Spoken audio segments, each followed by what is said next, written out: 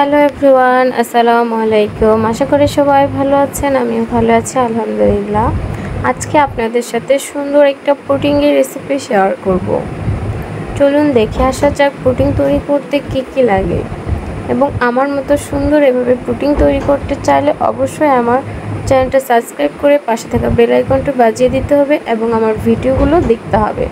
প্রথমে আমি এখানে 3 কাপের মতো দুধ নিয়েছি। দুধটাকে ফুটিয়ে নেব, সাথে এলাচ দিয়েছি। আর এদিকে আমি আগার আগার পাউডারটা পানির মধ্যে মিক্সড করে রেখেছি। অনেকে বলে আগার আগার মিক্সড হয় না, কিছুক্ষণ মিক্সড করলেই আগার আগারটা মিক্সড হয়ে যাবে। দুধটাকে আমি সুন্দরভাবে জাল করে নিলাম। এখন আমি এখানে আগার আগার পাউডারটা ঢেলে দেব, অর্থাৎ আমি যেটা তৈরি করে রেখেছি ওটা ঢেলে দিব। ঢেলে দেওয়ার পর কিছুক্ষণ ধরে জাল করব। দুধটা ঠিক এই পর্যায়ে আমি নামিয়ে নেব যখন ঘন হয়ে আসবে।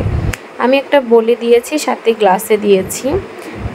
আগার আগারটা আমি এদিকে সেট হতে দিয়েছি যাতে করে একটুও লাঞ্চ না থাকে, সাদা সাদা ছোটো ছোটো লাঞ্চ থাকে। এজন্য আগেই আগার আগারটাকে ভিজিয়ে রাখলে ওটা সেট হয়ে যায়। এদিক থেকে আমি ক্যারামেলটা তৈরি করে নেব।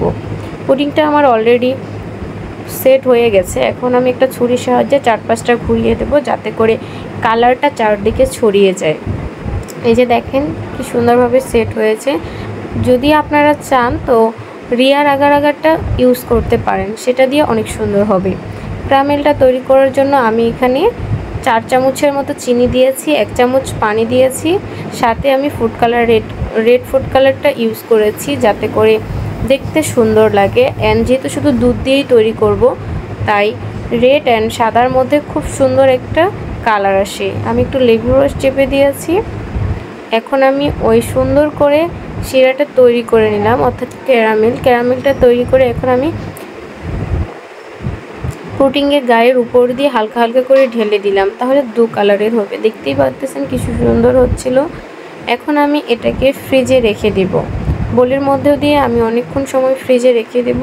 ফ্রিজে রাখার পর এটা ঠান্ডা হলে আমি বের করে এটা কেটে সুন্দরভাবে পরিবেশন করব। প্রথমের দিকে আমি কাটাটা দেখিয়ে দিয়েছিলাম, তাই এখন শুধু জাস্ট একটু দেখানো আপনাদেরকে। যদি আজকের রেসিপিটা আপনাদের ভালো লেগে থাকে প্লিজ একটু লাইক কমেন্ট শেয়ার করবেন। অবশ্যই বাসায় একবার ট্রাই করবেন, খেতে বেশ ভালোই হবে।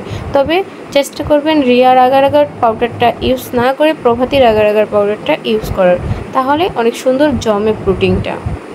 যদিও আমি আজকে রিয়ার আগারটা ব্যবহার করছি, বাট তেমন একটা জমতেছে না।